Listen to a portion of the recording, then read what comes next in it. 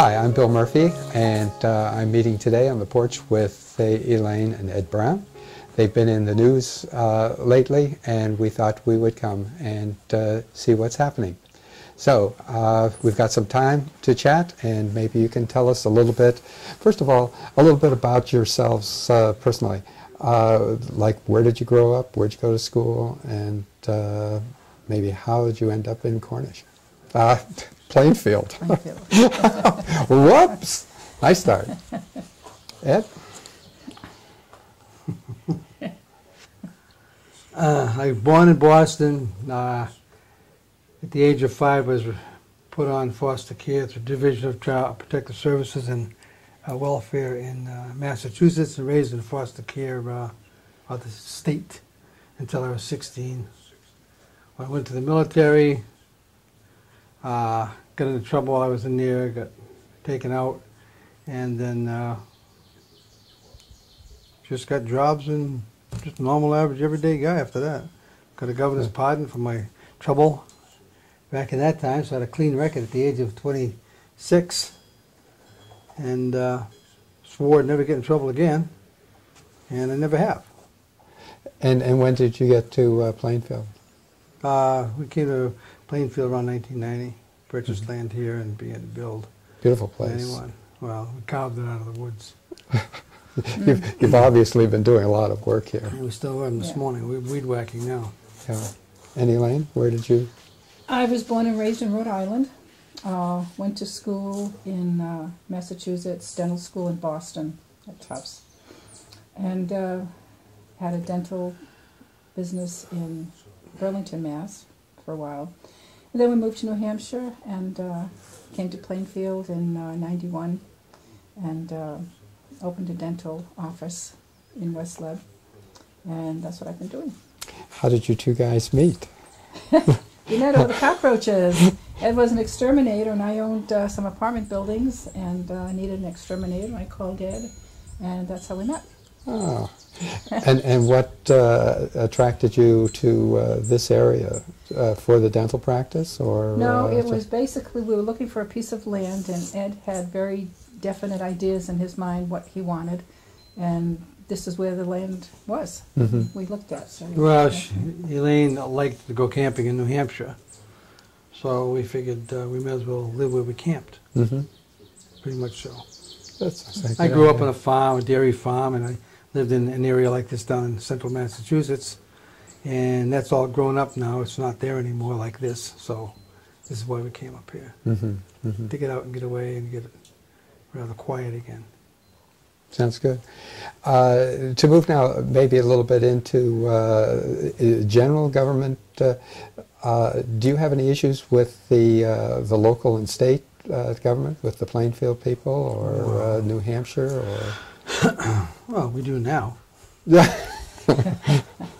We were, back in the early 90s when we first came up here, we were building this, we were observing very closely a criminal element within our administration, whether it would be town, with permits and zoning and all that. We realized that this was not what this laws of this land were all about. So we decided to do some heavy research, which I had already been doing anyway prior to this. After a couple of years of that, I was approached by some folks to really, if I would really do some serious investigation into the criminal element in our administration. And they were talking about federal at the time, but as it turned out, we started to investigate all of it, from the local town here in Plainfield into the county of Sullivan, and of course Grafton County, which then evolved into the state investigation as all part of the same thing, because we found that it was overlapping, and then into national and even international. And out of that, once the investigation started, we created the Un-American Activities Investigations Commission, which the Citizens Ad Hoc Committee requested this investigation done, so that UAIC was created to do this investigation under a banner or a name. And then some years later, the United States Constitution Rangers asked me if I would join them to accept a commission with them, and I did, because they had the same agenda that we had. And the USC Rangers are of the Second Continental Congress of 1777, and their job was to keep an eye on the lawful form of government, the new republic. You know, the Constitution represented a republic. And we have been. Remember, we are pre-Constitution, the Rangers are, so.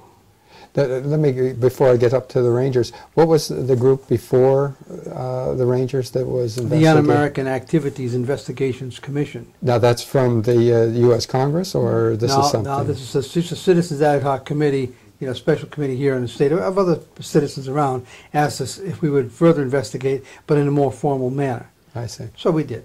Yeah. And that's all. Then UAIC, acronym for it, up until 2000, then the Rangers had approached us. I didn't even know that they were around, and asked me if I would accept a commission, which I did do, and I'm still a Ranger today. So UAIC and the United States Constitution Rangers have kind of merged, kind of like the FBI. The UAIC is kind of like the FBI, only from a civilian side. So our investigation was very definitive, very precise, and we have a huge amount of information of criminal element within administrative government, right here in Plainfield, all the way up to Supreme Court. Well, let me ask you the broad question. Do you have issues with the government, or with what you're calling the criminal element within the government? We've got with criminal element within the government. I understand that the people in this nation, the nation of New Hampshire, the country of New Hampshire, is first. We are the government. The people is the government. Sure. As well it is on a national level. But the national level were official, elected, appointed, or hired / public servants to protect, under their fiduciary responsibilities and under sworn oath, to protect and serve the people under those guarantees, under the guaranteed rights. The Constitution guarantees the rights that all men have under God, under the Creator. But it seems that our criminal element within our administrative government area have changed that to decide that they're going to take over and run it their way. It's been going on for some time. As a matter of fact, it started right there in 1776 with Hamilton, with the banking and a couple of others, to try to make the change. But the real change came on 1861 under Lincoln, when they declared sine die, without day, to reconvene the Congress under the Constitution. And they never did to this day. They put us under martial law that day. Congress never reconvened under the Constitution. They reconvened under martial law, and we've been under martial law since 1861. Whoops. That's a pretty big problem there. That's a huge problem, to the point where it was always suppressed over the years. And through all of this, we had discovered there was one organization, even from the beginning, that was behind all of it. That was the Freemasons. Freemasons are behind virtually every single problem that this world has.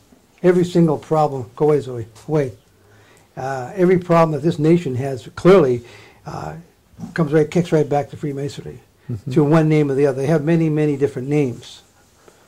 Scottish Rite, York Rite, Order of St. John, Knights of Malta, Jesuit Society, Fraternal Order of Police. That's why the police got involved. They're everywhere, and they're all part of the same problem now. The police themselves, in general, we now know that all police officers operate as mercenaries. The mercenary definition of the mercenary is someone who does what they're told for money. The police no longer enforce laws. They just do what they're told for money. Ask them. They'll tell you. They work for their retirement. They don't care about the law. Even the U.S. Marshals have said that they know we have committed no crime. Correct. But they're not interested in the legality. They're just going to go ahead and do what they're told. Do what the judge tells them to do. So that equals a mercenary. They're not enforcing any laws because they're not interested in the laws. So if they continue, that by definition they are mercenaries. Does this? It sounds like a conspiracy, or what would you call it? Does it have a head? Does it have an organization? Does it? I just said what the organization was. Does it have a? Wait a minute. What do you mean we're getting off the point, sweetheart? I'm trying to. My question is there a strategy? Is there a leader with a strategy to get something done? Yeah, nice. So whoever would be head of the Freemasons? Bill. Yeah. We got to answer. I can't answer 5 questions. Okay. Okay. Sure. Council on Foreign Relations, Trilateral Commission, and many other organizations and groups all work together like a large corporation. They are a corporation, in fact of law. and they have all these department heads. They'll all report back to their big meetings that they have. Bilderberg is a good example. Is an organization at the top of this. The family of 300, you've heard those terms. We've all heard these terms, but no one's ever really put it together in order. We've just about got it down now. We have probably about 98% of it together now. And it's not a conspiracy theory, it's a conspiracy fact. It is a conspiracy to overthrow this nation and all the other nations of the world. But the other nations of the world are pretty well already taken over. But you being an instructor or a teacher yourself, I have got to know about Agenda 21. Afraid not. Well, you certainly should. When you leave here today, I Well, would you're going to tell me, strongly I hope. suggest you go then and look at it. Yeah. Because Agenda 21, which is all over the computer, under the biodiversity seminar in Rio de Janeiro, and again in 1992 and again in 2000 in Italy, clearly shows where the overthrow of children on that aspect of it through NEA, UNESCO, NEA, into the teachers' unions, right down to the teachers, and why the children are being dumbed down and how they're being dumbed down, slowly but surely. So that's only one aspect of it.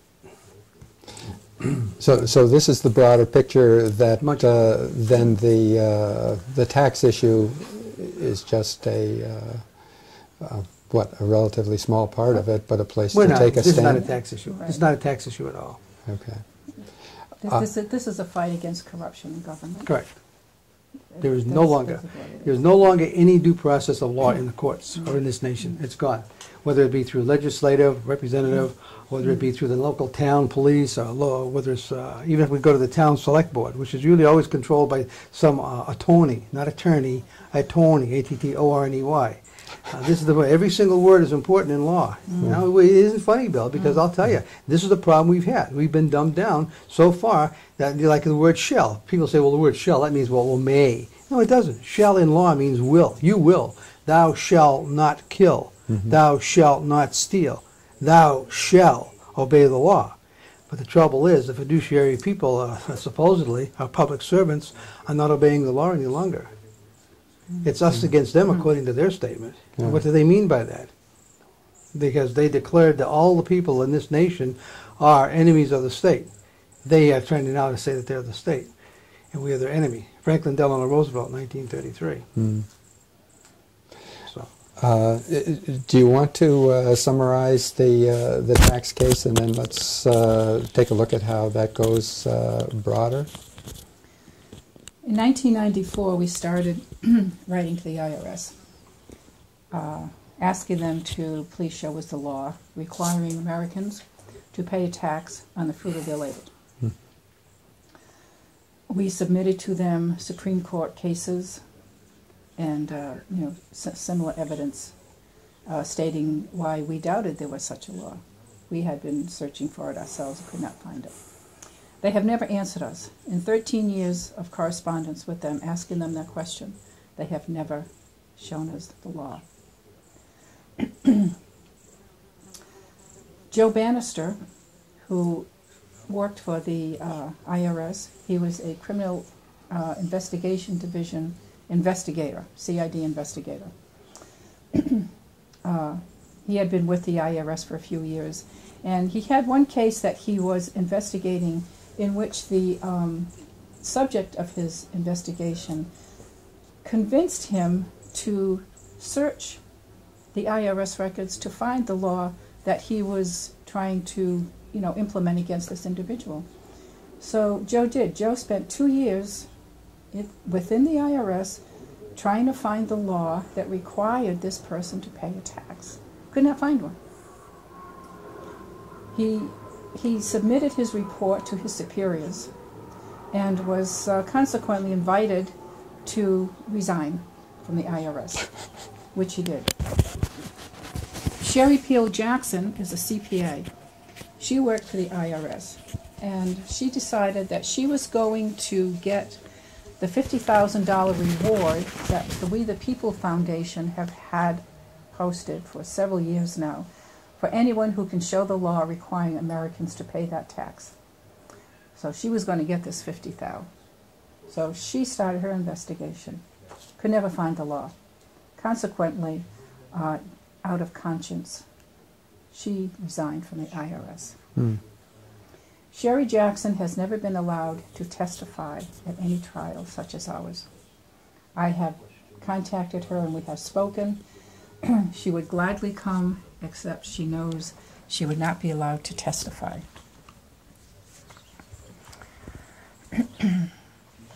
It's a simple question. Show me the law. Wouldn't it be a lot easier and a lot cheaper for the IRS to simply show me the law rather than to do what they've been doing, not just to us. They do this to people all over the country. People's lives have been destroyed. People have been killed. They've been incarcerated. Their homes have been stolen. Their property stolen from them. Their families destroyed for a law that does not exist. Now, is there a court history on the issue? Because I don't think you're the first people that have... Oh, no, not at all. That's why I said all the countless people over the years and across the country have been destroyed because of this. But we got to remember, 61 million people do not pay, or 67 million people do not pay Right. income taxes. Right. And many other cases regarding income tax have been won in the courts. So why all of a sudden, well, we're presenting a very good case, which is disallowed to be presented, and we're not. Why is that?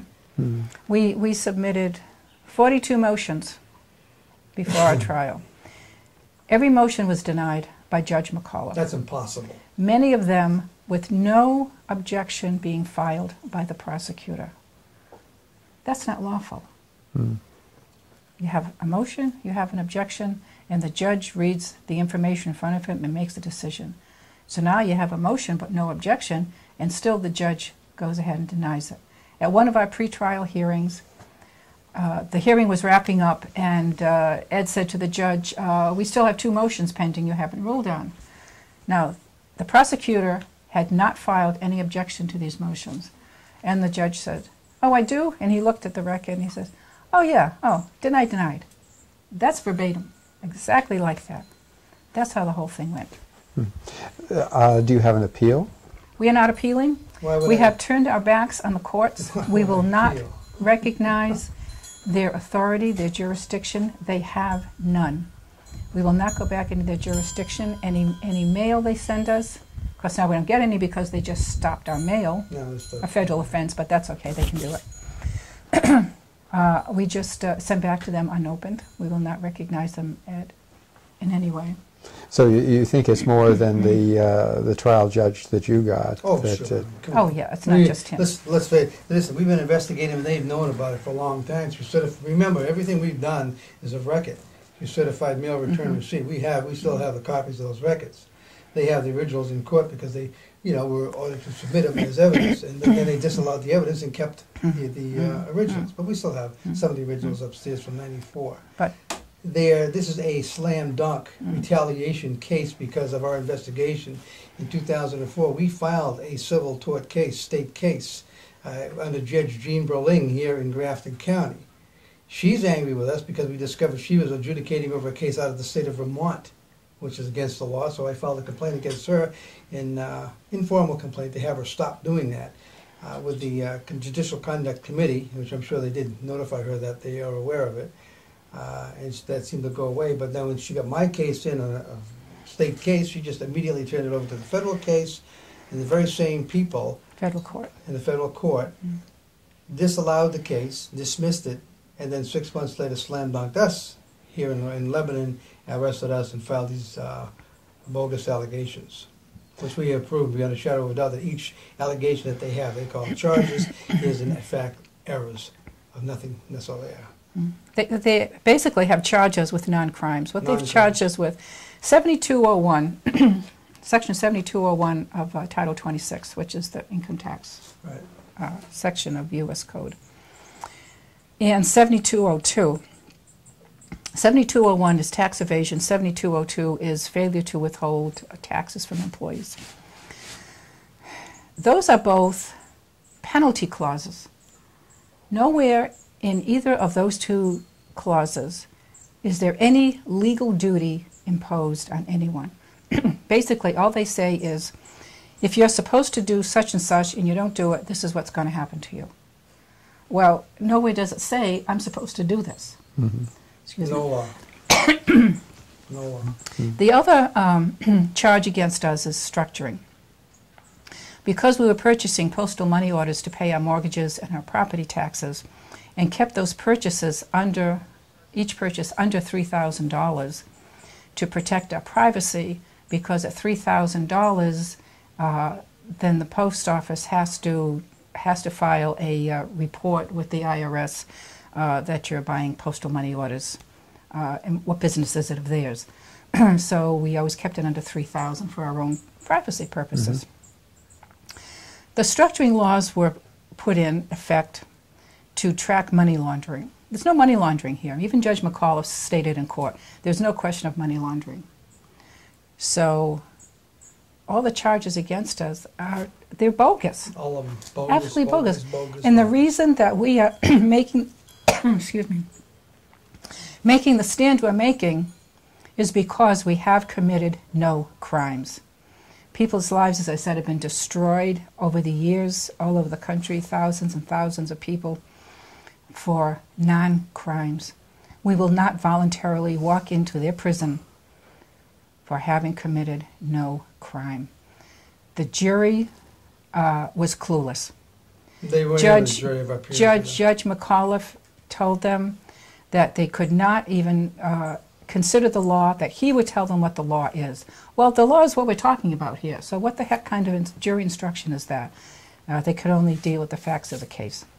Well, he says that he will deal with the law. Yeah, right. He's right. not supposed to, under no circumstances is he supposed to do that. And he informed us at one of the hearings that there would be no mention at all in his court of any jury nullification. Jury nullification being that the jury has the right to judge not only the facts of the case, but the law. That's how we keep bad laws from going into effect. If somebody passes a law that says you cannot wear a blue shirt on Tuesday, and you're arrested for wearing a blue shirt on Tuesday, that jury has the right to say, no, that man is innocent. Trial by jury with jury nullification is how we fight tyranny. The judge would not allow any mention of jury nullification. The jury had no clue that they were able to judge the law as well as the facts of the case. So, well, one of my questions, yeah. you refer to the law, but you're maintaining there is no law. That's right. Well, show me That's the law. So, What are we talking therefore, about? yeah. So the jury was supposed to disregard what we were saying about the fact that there is no law. Ed even said in court, show us the law right now and we'll pay the bill. Because that was totally ignored. Since 1994, we've been saying that. Right. And we have the evidence to prove that. They never once were able to, in that 13 years or so, 13 years, been able to show the law because it doesn't exist. This is criminal. This is tyranny. This is sedition. This This is sedition. And we are at war. That is a hanging offense.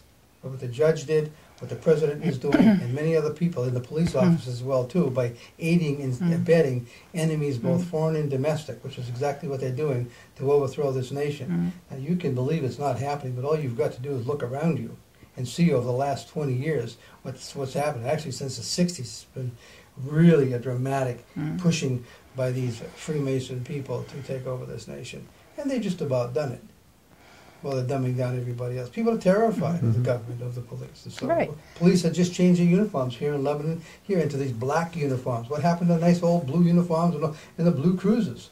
Now what do we got? We got white United Nations cars, or we have these dark cars, you know, all these weird colors. But battle dress uniforms for the police, and machine guns, automatic weapons. I just saw the roadblocks down here, and I see our local state troopers with automatic weapons strung across just like the Israelite Mossad. Come on, gentlemen. This is not police. This is... They shamelessly lie.